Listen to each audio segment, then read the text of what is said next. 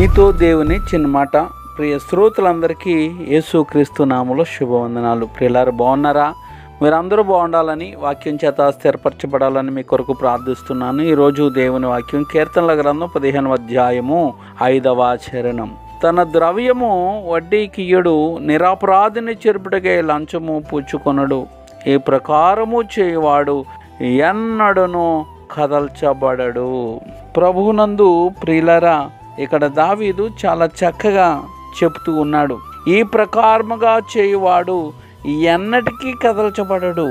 ఈ 15వ కీర్తన ప్రకారము జీవించువాడు దేవుని గుడారములో అతిథిగా ఉండదగినవాడు. అతనికి ఎప్పుడూ ఆహ్వానం ఉంటుంది. ఈ ప్రకారముగా జీవించేవాడు యుగ యుగముల వరకు కదల్చబడడు. ఈ లోకములోనూ కదల్చబడడు, పరలోకంలోనూ నిత్యం దేవుని అతిథిగానే ఉంటాడు. చిరకాలము యెహోవా మందిరంలో నేను నివాసము చేసేదనని దావీదు అంటున్నాడు కదా. అయితే ఇటువంటి మనిషిని మనం ఎక్కడ చూడగలం? దేవుని గుడారంలో అతిథిగా ఉండదగ్గ లక్షణాలున్న వ్యక్తి ఎక్కడ దొరుకుతాడు? ఆ వ్యక్తిని చూడాలంటే మనం క్రొత్త నిబంధన వరకు వెళ్ళవలసిందే. యథార్థమైన ప్రవర్తన, నీతి క్రియలు చేస్తూ అంతరంగంలో ఉన్న ఆలోచనలు కూడా దేవునికి అంగీకారంగా ఉండి అవసరమైన మాటలు మాత్రమే మాట్లాడి మర్యాదగా, నమ్మకంగా, సన్మార్గాన్ని అనుసరించి నీతి మార్గాల్లో నడిచిన వాడు యేసుక్రీస్తు ఒక్కడే. కొండ మీద ప్రసంగం చేశాడు.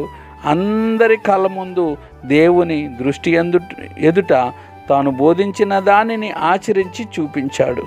తరువాత తన నీతిని నీకు నాకు ఇచ్చాడు.